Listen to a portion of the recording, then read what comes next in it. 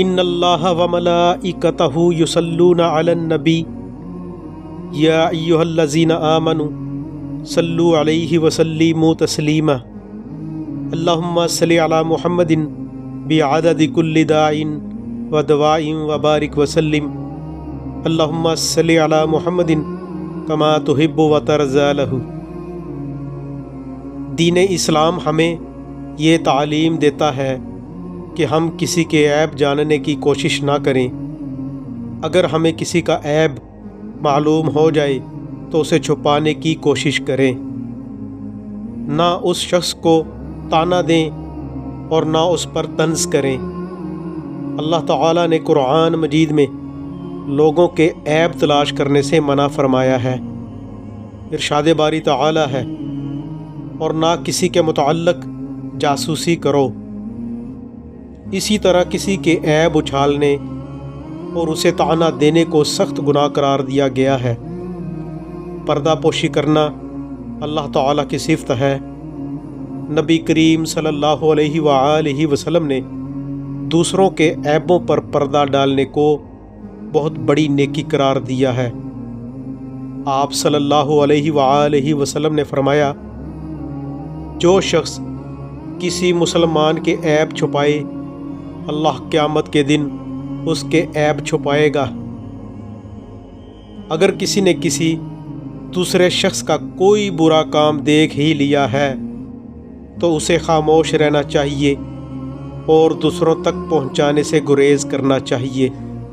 لیکن اگر وہ ایسا اجتماعی جرم ہے جسے معاشرے کے افراد کا انفرادی یا اجتماعی نقصان ہو رہا ہو تو اجتماعی مفاد کا خیال رکھتے ہوئے متعلقہ لوگوں کو آگاہ کر دینے کو بھی اسلام قدر اور تحسین کی نگاہ سے دیکھتا ہے۔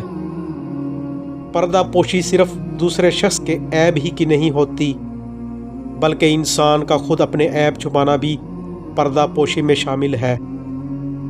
نبی کریم صلی اللہ علیہ وآلہ وسلم نے ارشاد فرمایا، میری تمام امت کو گناہوں پر معافی ملے گی سوائے ان لوگوں کے جو اپنے گناہوں کا اعلان کرنے والے ہیں کہ بندہ رات کو ایک کام کرے، پھر صبح ہو تو اللہ نے اس کا پردہ رکھا ہو اور وہ خود کہے کہ اے فلاں میں نے پچھلی رات ایسا ایسا کام کیا، حالانکہ اس نے رات گزار دی، اس کے رب نے اس پر پردہ ڈالے رکھا، اور وہ صبح کرتا ہے تو اپنے رب کا ڈالا ہوا پردہ اتار دیتا ہے۔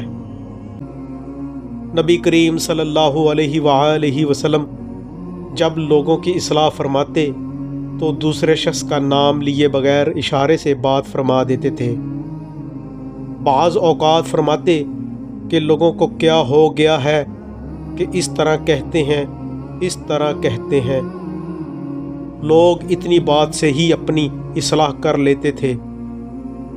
ایک مرتبہ نبی کریم صلی اللہ علیہ وآلہ وسلم ممبر پر تشریف لائے، بلند آواز سے لوگوں کو پکارا اور ارشاد فرمایا، مسلمانوں کو تکلیف مت دو، ان کو آر مت دلاؤ اور ان کے عیب تلاش نہ کرو، اس لیے کہ جو شخص اپنے مسلمان بھائی کے عیب تلاش کرتا ہے اللہ اس کے عیب تلاش کرتا ہے، اور اللہ جس کے عیب تلاش کرتا ہے اسے رسوا اور ذلیل کر دیتا ہے۔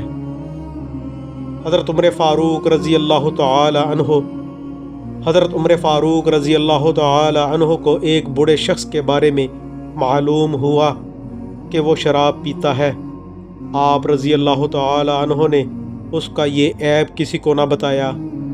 پھر کچھ عرصے بعد وہ شخص آپ رضی اللہ تعالی عنہ کی خدمت میں حاضر ہوا۔